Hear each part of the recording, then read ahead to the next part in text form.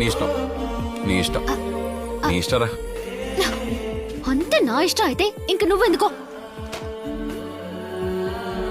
నువ్వు ఇష్టపడినవన్నీ చేయడానికి.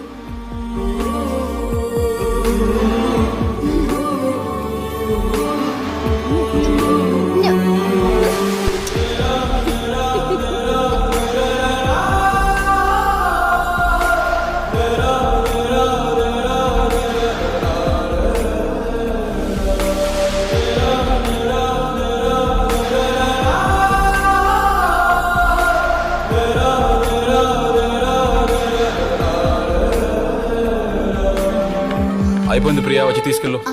బావా కొంచెం కడిగిచ్చేవా? అందుకేనే పిల్లలకి అస్సలు పనిచేసి పెట్టకూడదు. ఇందుకే పెళ్ళాన్ని ఎదిరించి మాట్లాడకూడదు అంటారు. చల్లగా ఉండు.